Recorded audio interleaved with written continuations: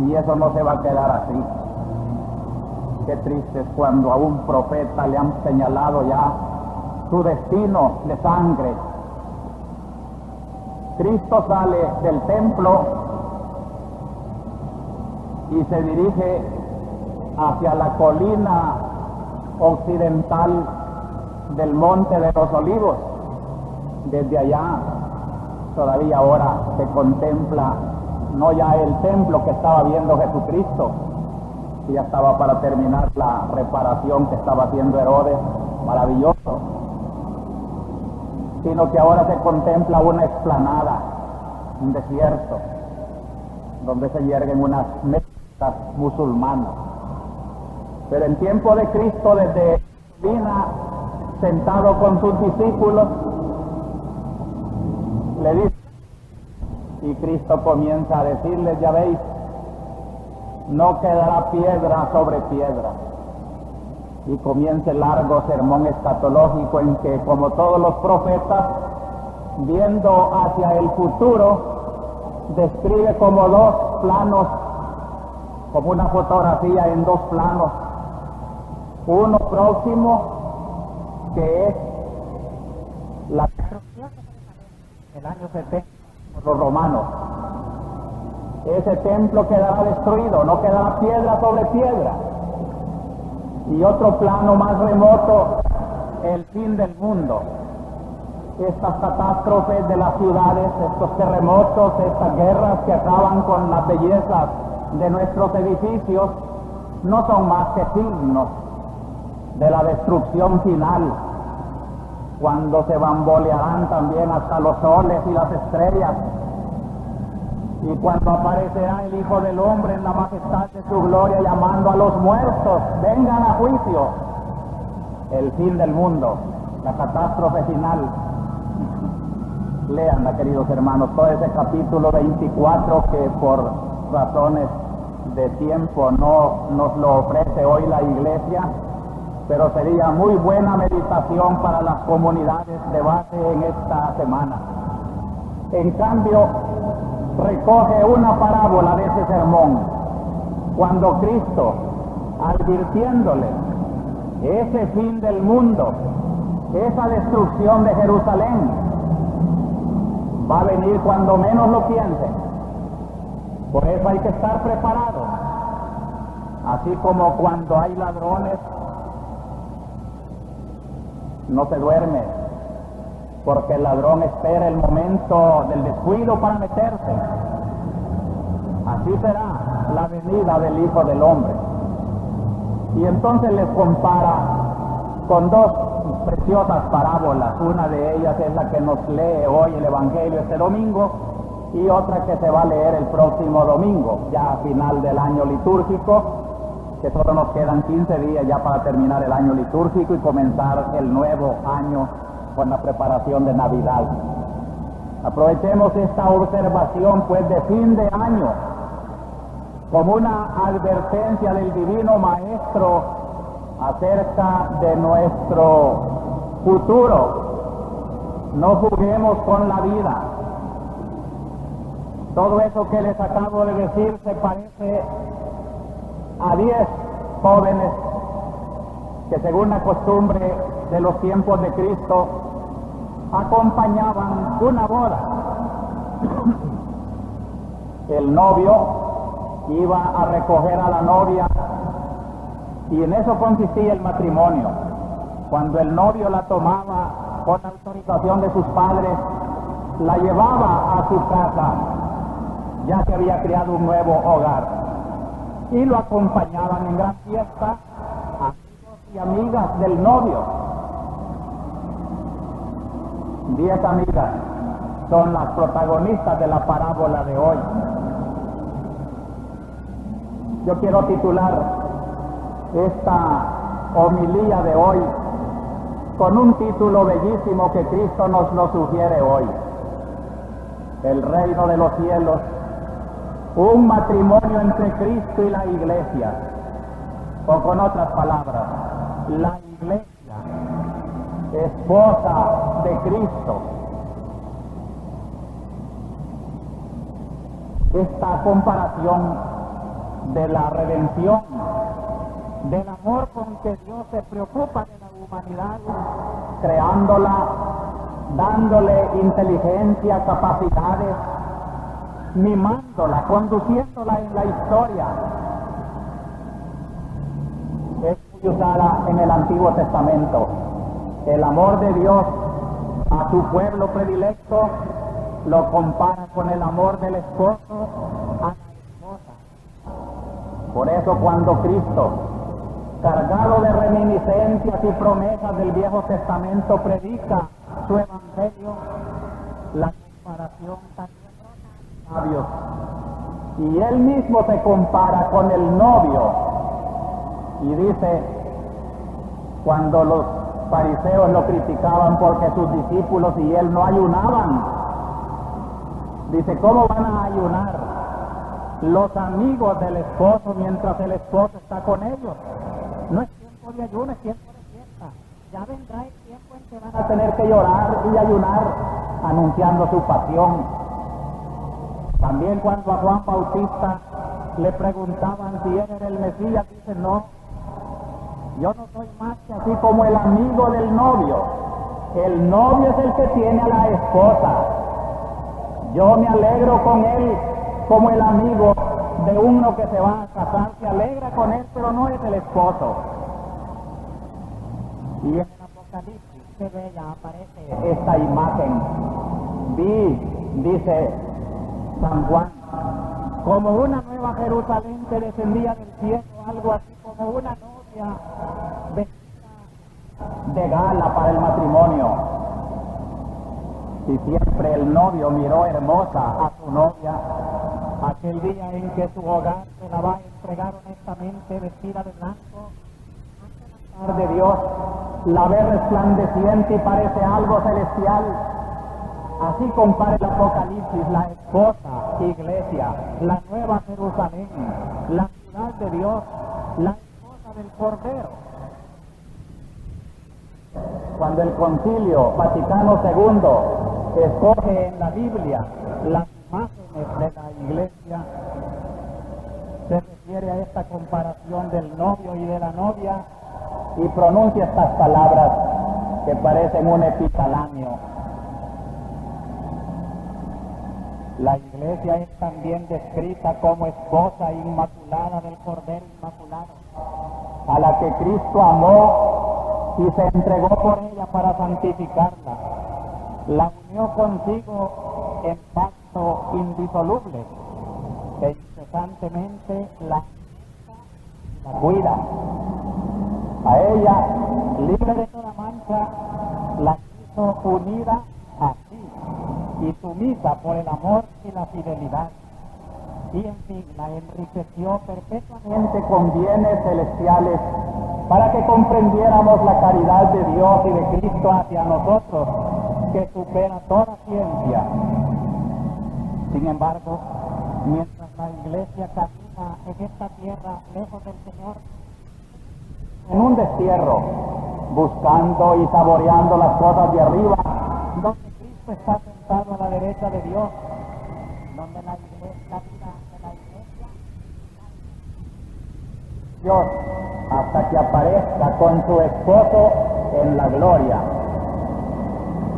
En esta bella descripción de la iglesia, yo encuentro los tres pensamientos que precisamente nos ofrecen las tres lecturas de hoy.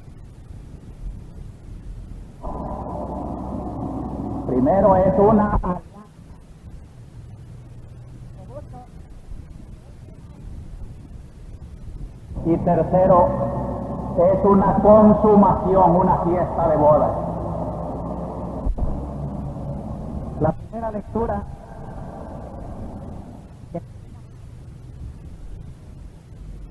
anunciando el Evangelio. Si Cristo nos va a hablar hoy de que la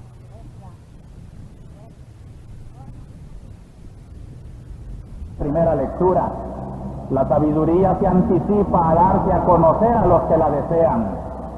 Quien temprano la busca no se fatigará. A su puerta la hallará sentada, el amor que busca. Quien vela por ella, pronto se verá colmado por ella. Ella misma lo busca por todas partes, a los que son dignos de ella. En los caminos se le muestra benévola y sale al encuentro en todos sus pensamientos. Qué bella descripción de los enamorados. El pensamiento está obsesionado. El amor, Dios lo ha dado. Por eso es triste prostituir el amor.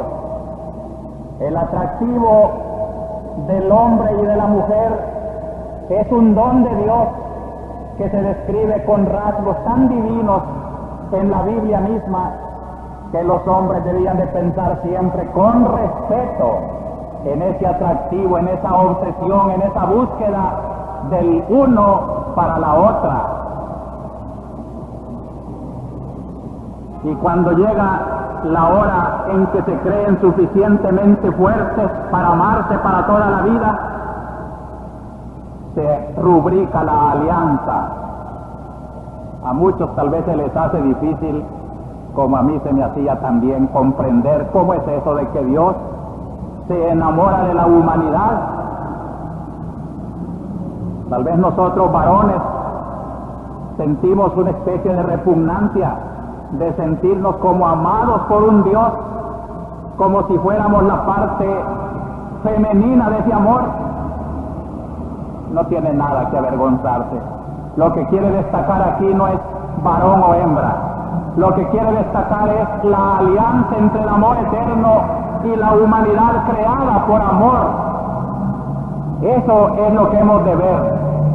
Cuando llegué a comprender que el matrimonio, más que la conjunción de dos sexos, es una alianza de dos hijos de Dios, comprendí también lo que significa en el Génesis: hagamos al hombre a nuestra imagen y semejanza. Una jovencita en un colegio me preguntaba una vez, ¿a quién se refiere? ¿Al varón o a la mujer? Y le dije, a los dos, porque el hombre no está completo si no es cuando encuentra su conjunción en el otro sexo y su perfeccionamiento en el amor. Es entonces cuando un hombre y una mujer se aman tan entrañablemente de poderse entregar el uno al otro para toda la vida, cuando el hombre y la mujer son verdadera imagen de Dios. Dios es amor, y nunca el hombre y la mujer son imágenes de Dios tan perfectas como cuando se aman, cuando rubrican esa alianza. Por eso, hermanos, el pacto entre Cristo y la Iglesia es el símbolo que se oculta detrás de cada matrimonio. Por eso decía San Pablo, hablándole a los casados, qué gran misterio el de vuestro amor. Pero yo lo digo pensando en Cristo y en la Iglesia.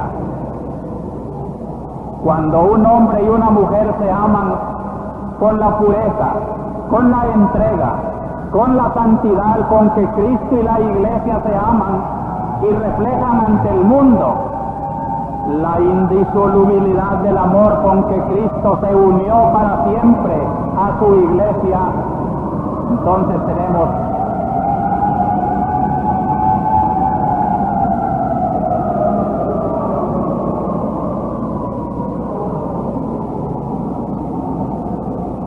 hacer esas bullas por otras partes. Paciencia. Cuando comprende el matrimonio, que es un signo del amor de Dios a la humanidad, entonces se comprenderá también lo que es pertenecer a una iglesia y desde la iglesia amar entrañablemente, fielmente al divino esposo de la Iglesia, nuestro Señor Jesucristo. Pero así como en una alianza matrimonial los bienes son comunes, por eso aquella ceremonia tan bonita, aunque no es obligatoria, pero expresa mucho, en que el esposo le entrega a la esposa las moneditas que se llaman las arras. Son el signo de la entrega de los bienes mutuos. Todo es común entre ellos dos. Así también Pablo llama al Espíritu Santo arras del matrimonio de Cristo a su iglesia, porque cuando Cristo muere por su iglesia, santificándola, lavándola con el baño de sangre de la cruz, y después resucita, recuperando toda la gracia que habíamos perdido por el pecado, todo ese tesoro de la redención lo entrega en el Espíritu.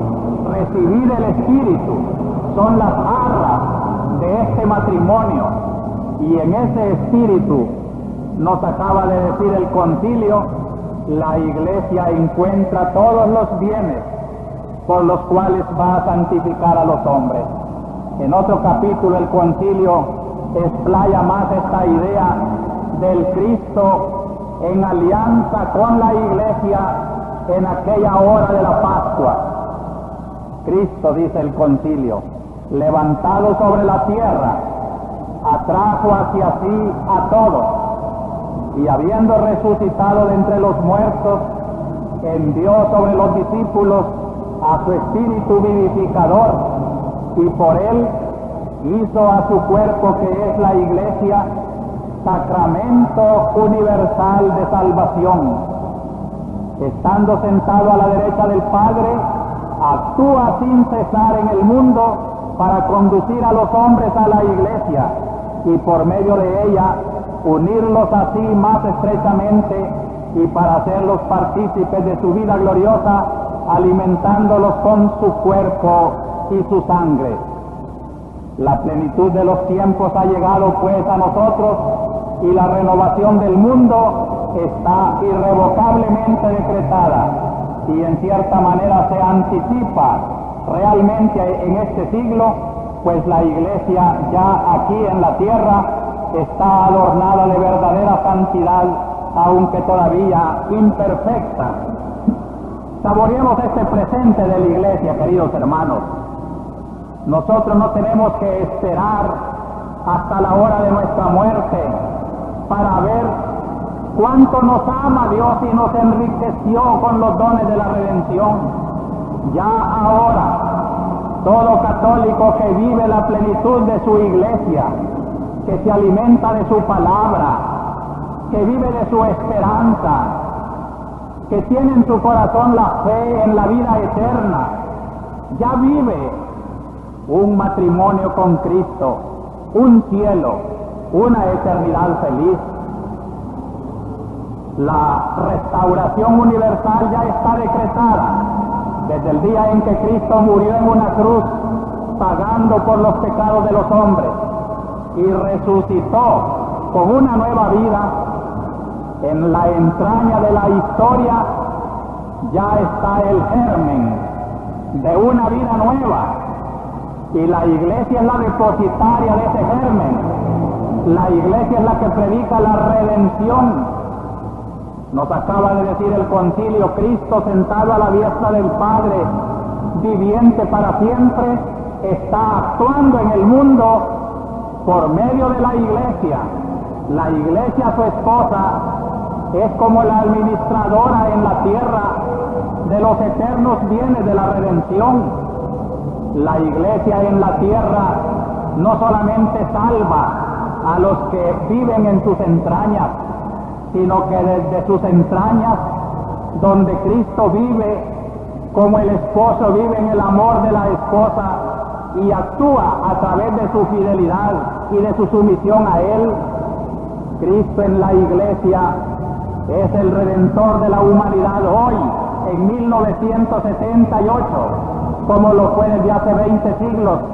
Cristo, desposado con su iglesia, le ha dado a la iglesia como arras los frutos de la redención, para que los administre en su palabra, en sus sacramentos, en su perdón, en su esperanza, en su predicación de la liberación de toda esclavitud.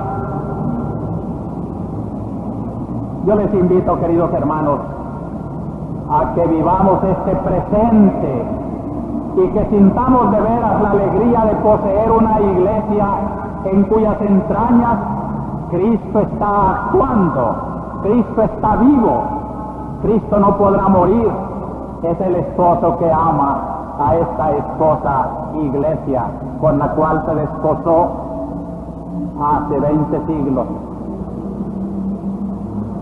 Pero mi segunda idea es esta, que el matrimonio es una espera, sobre todo cuando ese matrimonio como que provisionalmente ha enviudado. Por eso nos dice el concilio, pero mientras peregrina en la tierra como en un destierro, saborea las cosas del cielo donde su esposo la espera. Una esposa viuda puede comprender, como lo puede comprender aquella esposa que llora el destierro de su esposo. ¿Cuándo lo dejarán volver a la patria? Es el amor de los brazos tendidos.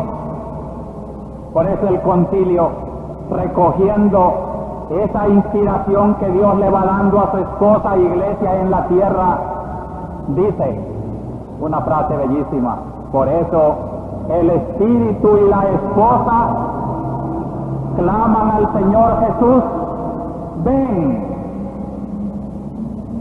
Así terminaban las ceremonias antiguamente. Maranata, ven, esperamos. Así lo decimos todavía en nuestra consagración cuando levante la hostia y les diga: este es el sacramento de nuestra fe. La voz de ustedes es la voz de la iglesia. Anunciamos tu muerte, proclamamos tu resurrección. Ven, Señor Jesús. Qué hermoso es cuando el que clama es un pueblo que ha puesto toda su esperanza en el Señor Jesús y sabe que estos dolores de parto, que son las situaciones actuales de una historia patria, de una naturaleza que gime bajo el pecado, bajo la represión, bajo la esclavitud, bajo el dolor, bajo la injusticia, está clamando por ese cielo nuevo, esa tierra nueva que nos dará el Señor Jesús. Esta es otra hora que hay que vivir, queridos hermanos. No estamos todavía en el cielo. Cierto que tenemos como iglesia la garantía de que Cristo vive en nosotros, pero es un Cristo oculto, un Cristo que cuando se siente cerquita en la Eucaristía nos hace exclamar: déjate ver ya, ven, Señor. Es la esposa enamorada que desde el destierro clama por darle un beso, darle un abrazo, vivir para siempre unida con Él. Este es un momento precioso, hermanos. ¿Cuánto durará? Precisamente aquí es donde la parábola de las doncellas encuentra su lugar. Según la costumbre de Israel, como les dije antes, el novio iba acompañado de amigos y amigas a recoger a su novia para hacerla su esposa. Y era fiesta que duraba toda la noche. Y naturalmente no era la puntualidad lo característico, sino que era toda la noche consagrada a esa fiesta. Y por eso las 10 doncellas que iban a acompañar al novio se durmieron. Pero 5 estaban preparadas. Sus lámparas tenían reservas de aceite. Las otras 5 eran imprudentes, no habían preparado aceite. Y cuando a la medianoche se acababa de quemar ya casi el aceite que tenían las lámparas, y un grito de júbilo se oye en la noche: el novio llega, vamos a acompañarlo. Las que tenían aceite cargaron con nuevo aceite sus lámparas y lo pudieron acompañar. Pero las que ya tenían agotado el aceite, dijeron, préstennos aceite porque no tenemos. Y les dicen las otras, puede ser que no nos ajuste ni a ustedes ni a nosotros. Vayan a la tienda a comprarlo mejor. Falta de previsión. Es el discurso escatológico de Cristo. Nos está diciendo, estar preparados porque a la hora en que menos penséis será el encuentro del novio a la novia que está en el destierro a la iglesia. La hora que la antigua teología llamó con una palabra griega muy simbólica, la parusía. Era la palabra griega con que se designaba el aparecimiento de un dios oculto o la llegada de un emperador, de un gobernante a una ciudad y se le preparaba un gran recibimiento. Se le llamaba la parusía. Así también la Biblia, mencionando la venida del Mesías, la segunda venida, a juzgar a la historia. La venida de Cristo cuando viene a recoger nuestra vida en la hora de nuestra muerte, es la parusía, es el encuentro, es la espera de la vida, que va a culminar en un encuentro dichoso si estábamos prevenidos con las lámparas de la fe, encendidas con aceite de caridad y de buenas obras. Ay de nosotros, si a la hora de la parusía Cristo nos encuentra con la lámpara apagada y sin aceite, con el alma en pecado, con la vida desprevenida. Este es el objetivo principal de la homilía de hoy, un llamamiento a vivir esa espera que el concilio también nos describe maravillosamente cuando dice: mientras moramos en este cuerpo, vivimos en el destierro lejos del Señor, y aunque poseemos las primicias del Espíritu, gemimos en nuestro interior y ansiamos estar con Cristo.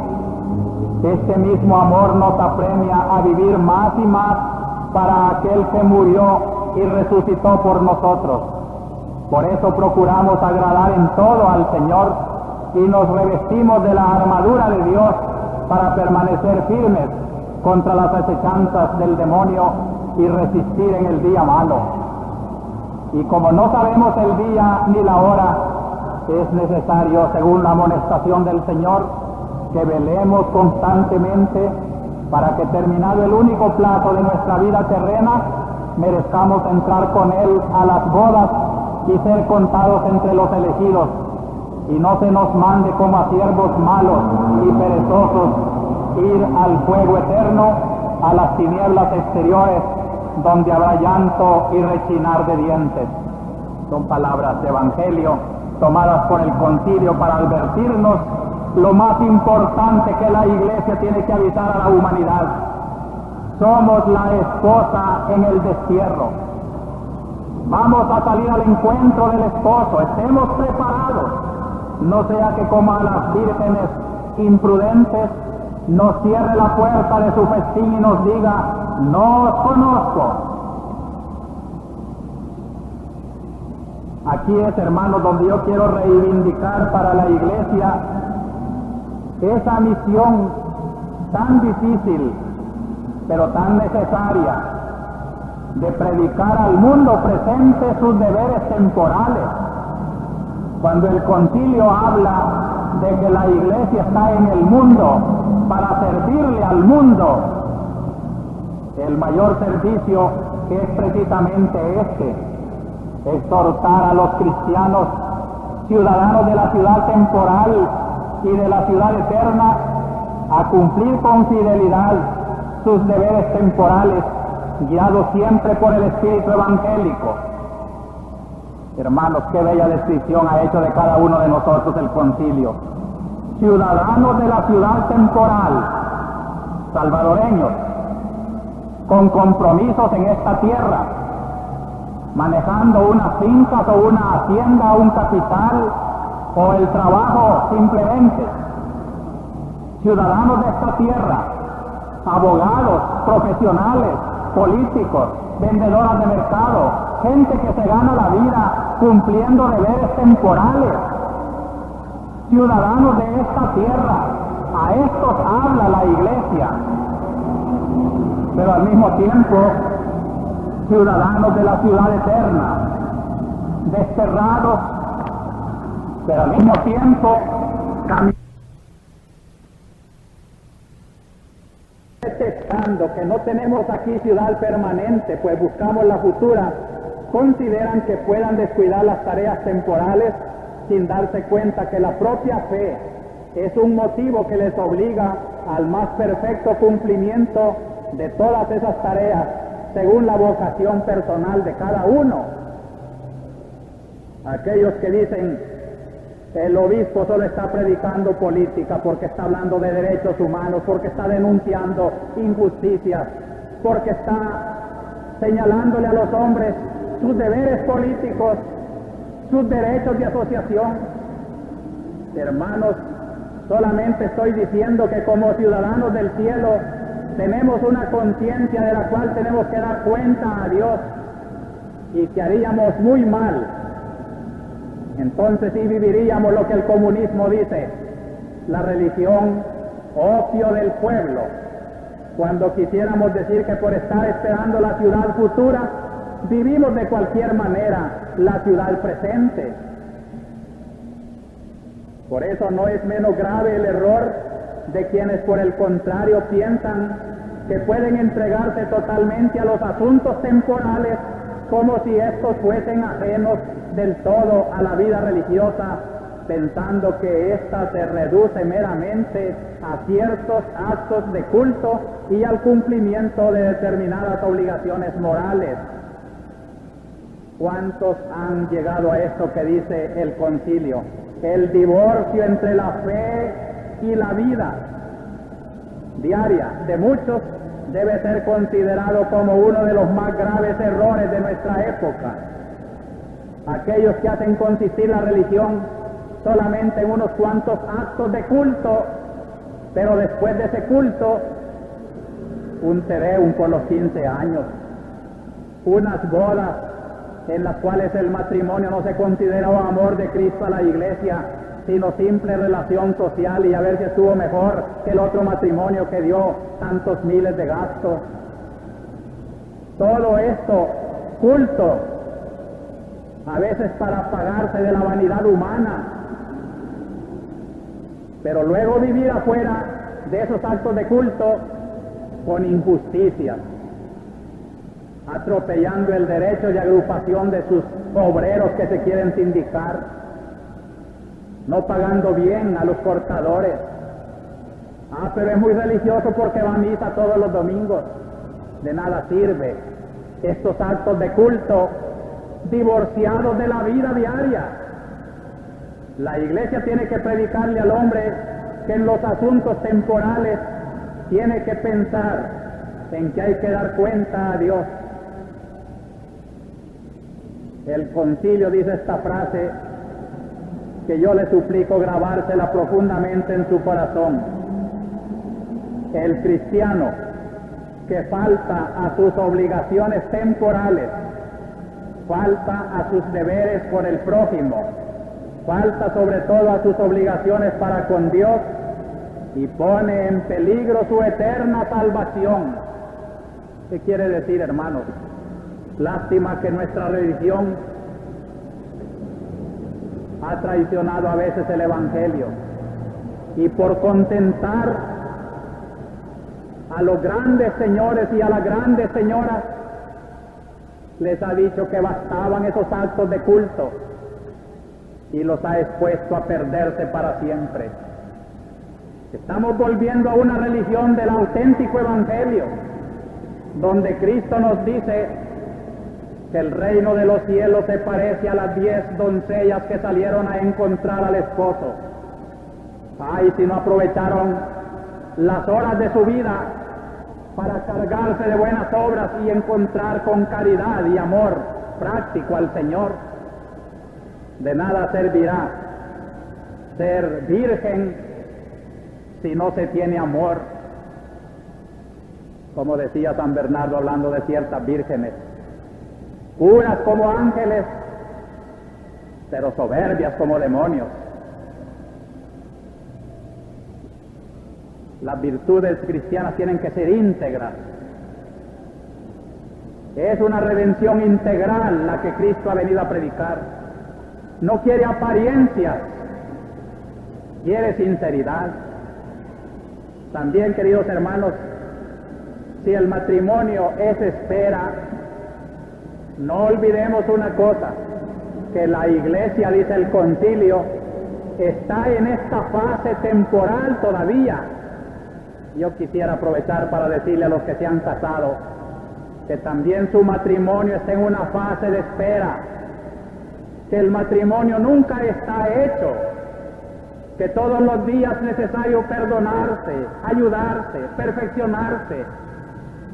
El hombre que quiere encontrar en su esposa un ángel perfecto, o la esposa que quiere encontrar en su esposo un ser ya celestial, está muy equivocado. Son dos seres de carne y hueso, herederos de taras y herencias de familias, y hay que aprender a tolerarse muchas cosas. La Iglesia necesita también que el esposo divino le tolere muchas cosas.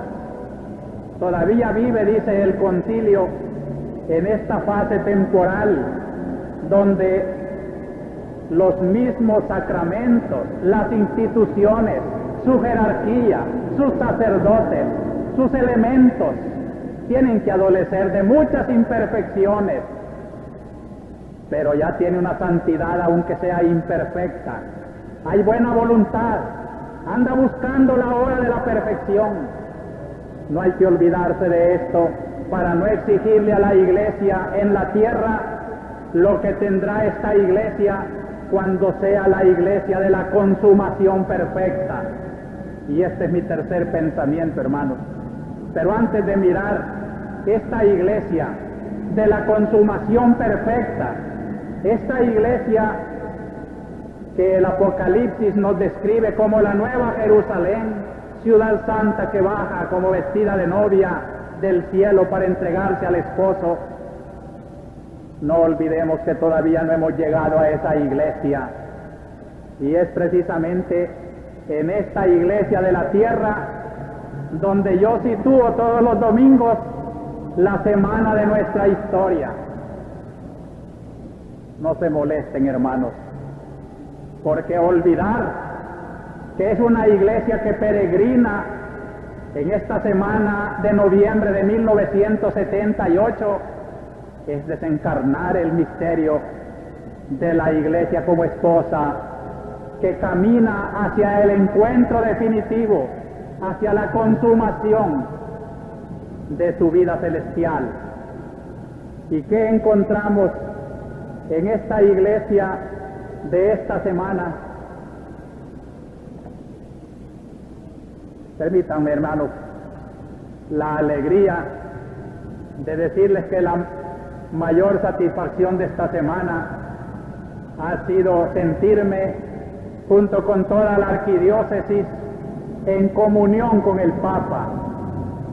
Para aquellos que quieren ver mi actitud pastoral y la línea pastoral de la arquidiócesis como un divorcio de la verdadera doctrina y actitud de la Iglesia, les quiero recordar que el Papa Juan Pablo II se ha expresado así al dirigirse al arzobispo de la arquidiócesis. Vaticano, 30 de octubre. Excelencia, con motivo de la elección del Supremo Pontificado de su Santidad Juan Pablo II, ha querido usted expresarle su cordial felicitación en nombre también de todos los miembros de esa comunidad eclesial.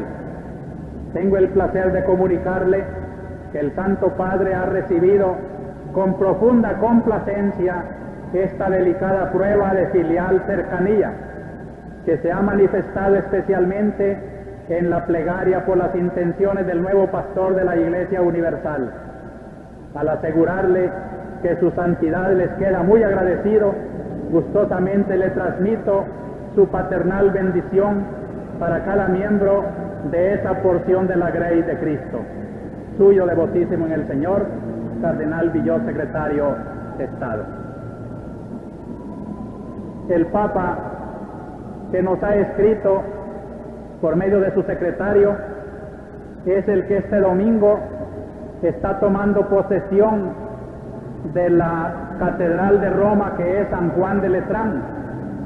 Y el Papa en esta semana ha recibido a los sacerdotes y a las religiosas de su diócesis para exhortarle al clero al fiel cumplimiento de sus deberes sacerdotales, especialmente del celibato, como una claridad y expresividad de la misión del sacerdote.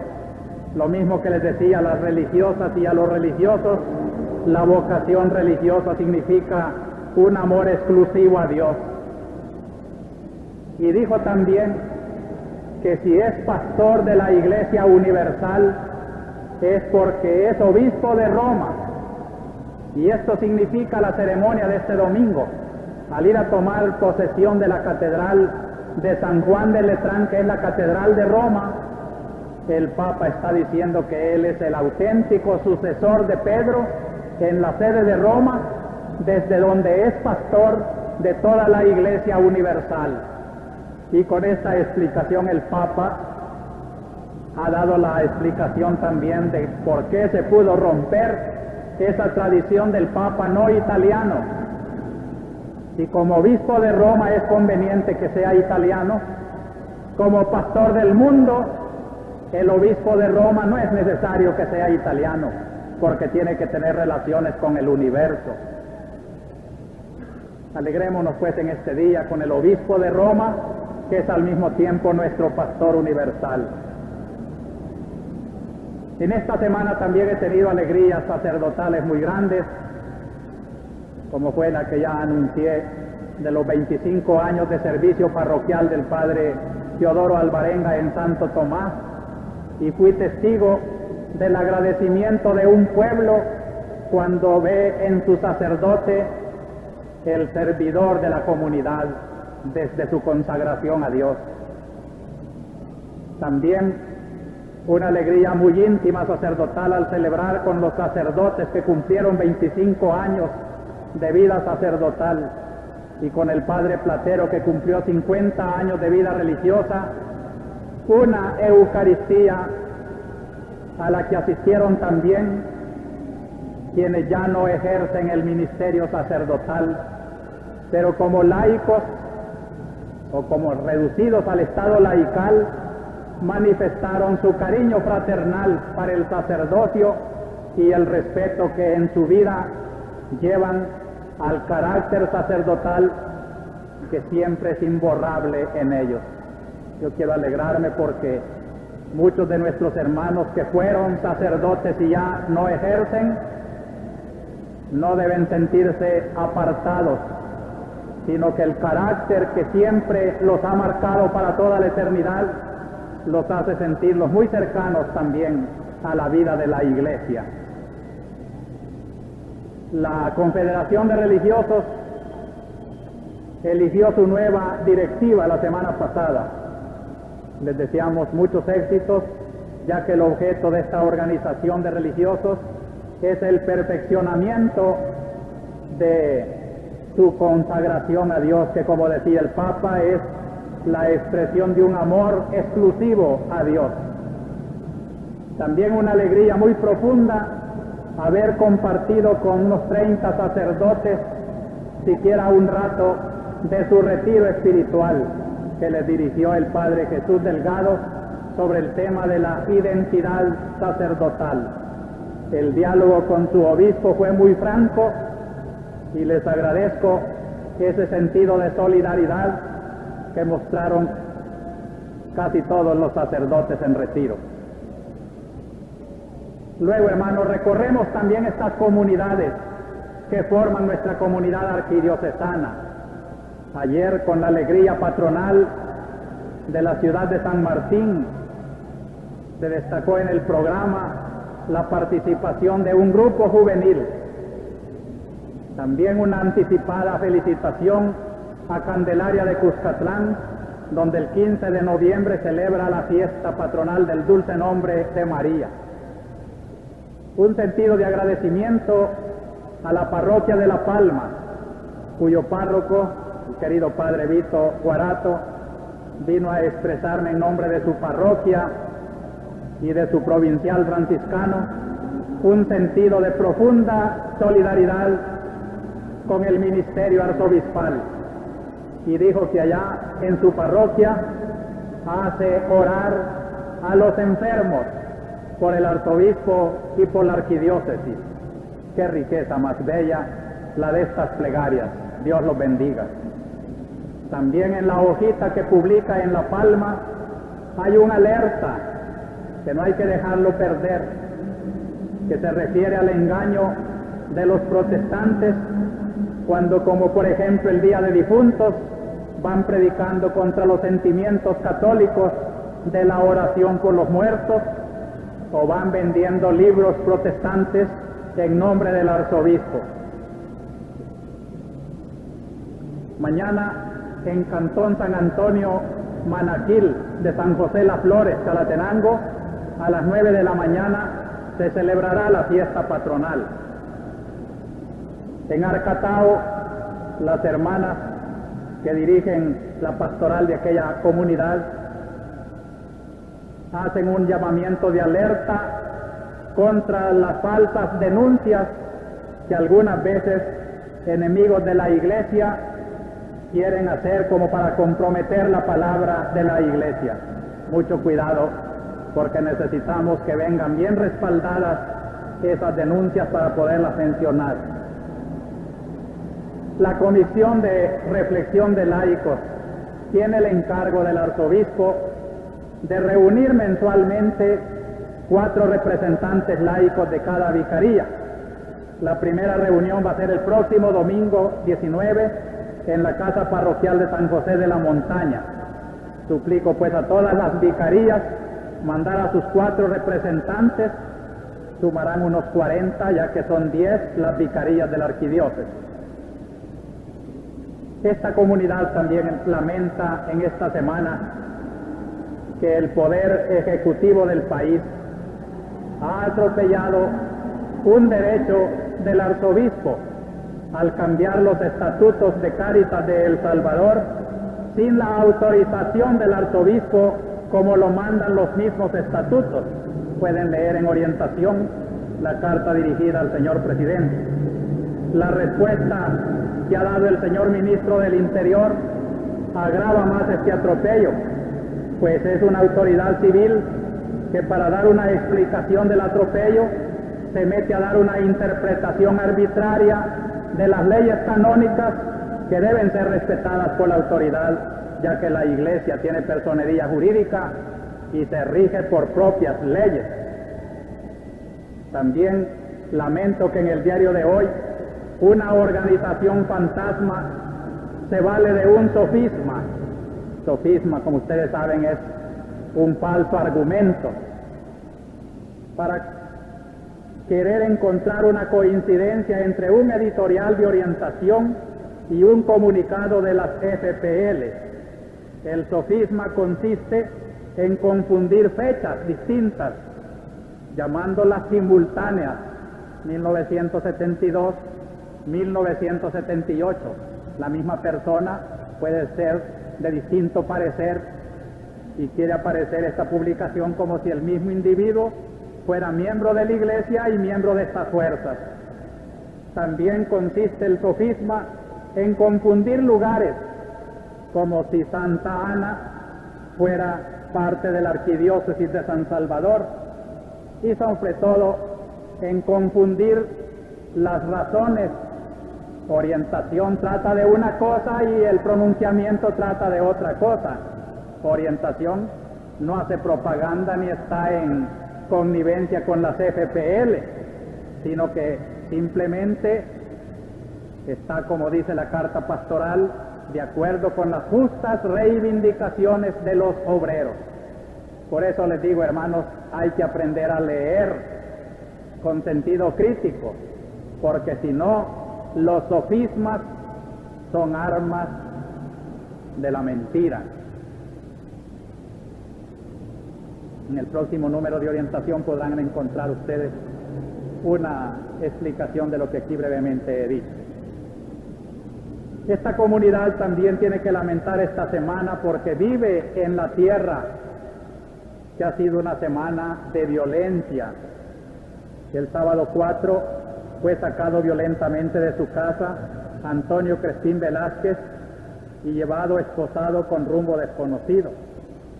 El lunes 6, las FPL asesinaron al industrial Roberto Saade y a su acompañante Santos Elfidio Saldaña para vengar el asesinato de Guillermo Rivas. Ese mismo día, los trabajadores Óscar Monterrosa y Felipe Antonio Orellana fueron sacados violentamente de sus casas por 18 hombres disfrazados de campesinos con pelucas y armas automáticas. Se desconoce su paradero.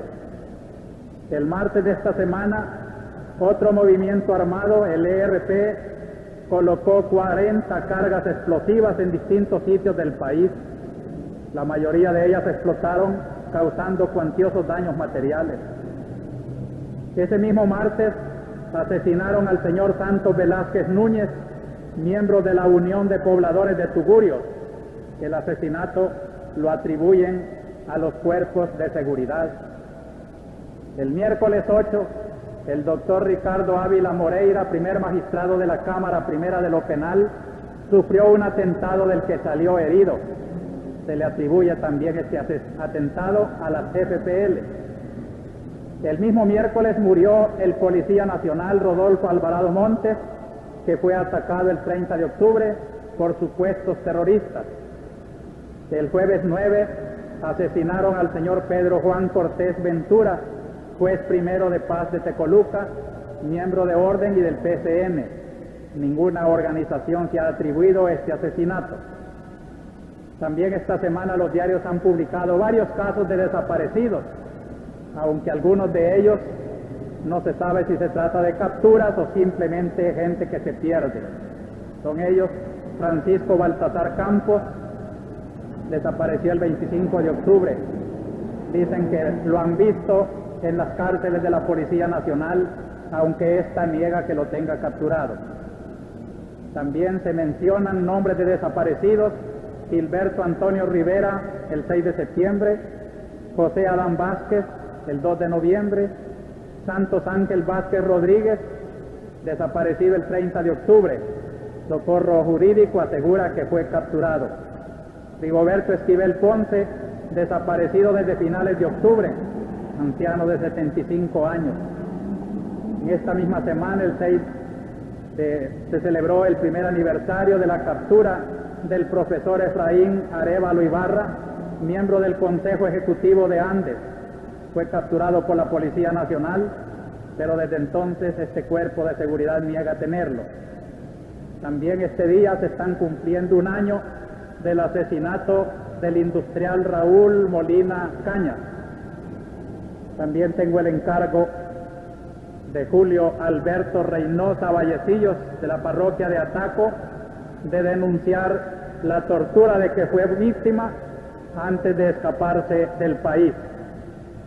También los conflictos laborales que no tienden a solucionarse en ad hoc, en sacos sintéticos. Se teme a la organización sindical y se despiden a posibles líderes. La huelga decretada por los obreros en Tacos Cuscatlán esta semana aún sigue. Fuimos informados que hay esperanzas de diálogo y esperamos que lleguen a un pronto arreglo. También buenas noticias de las obreras de Fantasías y Novedades, cuando dicen que el Ministerio de Trabajo ha logrado reconocer que ha habido serias fallas en la relación obrero-patronales. Ojalá esta intervención del gobierno fructifique en una justa concordia. Como ven, queridos hermanos, esta semana trágica tiene diversos orígenes. Yo quiero recordarles, y esto no lo hacen los legionarios fantasmas, que en la misma número de orientación donde encontraron ellos motivos para su sofisma, se publicó la carta pastoral que claramente dice la postura de la arquidiócesis frente a la violencia y frente al derecho de organización. Solo quiero recordarles que si la Iglesia distingue clases de violencias y todas estas víctimas que hoy he mencionado tienen orígenes distintos, sin embargo, digo en la carta pastoral, no podemos poner toda nuestra confianza en métodos violentos si somos cristianos de verdad o simplemente hombres honrados. Proclamamos la supremacía de nuestra fe en la paz y hacemos un llamamiento a todos a hacer esfuerzos positivos por su construcción, pero la paz en la que creemos es fruto de la justicia. Los conflictos violentos, como lo muestra un simple análisis de nuestras estructuras y lo confirma la historia, no desaparecerán hasta que no desaparezcan sus últimas raíces. Por lo tanto, mientras se mantengan las causas de la miseria actual y se mantenga la intransigencia de las minorías más poderosas que no quieren tolerar mínimos cambios, se recrudecerá más la explosiva situación. Y si se quiere seguir usando la violencia represiva, desgraciadamente no se hará más que aumentar el conflicto y hacer menos hipotético y más real el caso en el cual el recurso a la fuerza como legítima defensa podrá ser justificado. Por eso creemos que esta es la tarea más urgente, la construcción de la justicia social. Y por último, hermanos, el tercer pensamiento de la homilía que nos lleva ya al altar: este matrimonio, que es un encuentro y una alianza y una espera, camina hacia una consumación, aquella iglesia del cielo, donde reinará la justicia, donde no lamentaremos semana tras semana el dolor de tantos atropellos, donde cielos nuevos y tierra nueva cantarán el matrimonio bendito de Dios con la humanidad, así como Él la soñó. Y por eso quiero terminar con un pensamiento bellísimo del concilio cuando se refiere a la Virgen María, llevada en cuerpo y alma al cielo. Dice que ella, gloriosa ya en el cielo, en el cuerpo y en el alma, es el principio y el modelo de aquella iglesia que se consumará en el futuro, pero mientras tanto es estrella de luz que acompaña en esperanza y en consuelo al pueblo de Dios peregrinante todavía en la tierra.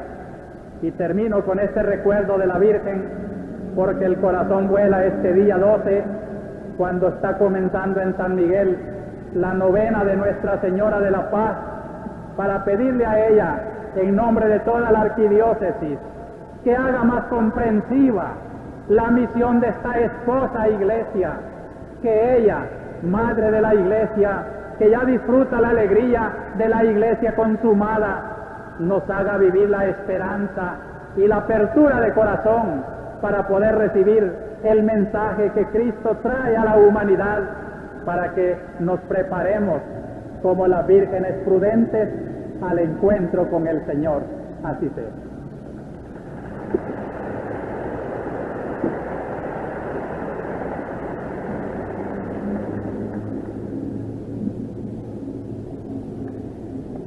Creemos en un solo Dios, Padre Todopoderoso, Creador del cielo y tierra, de todo lo visible y lo invisible.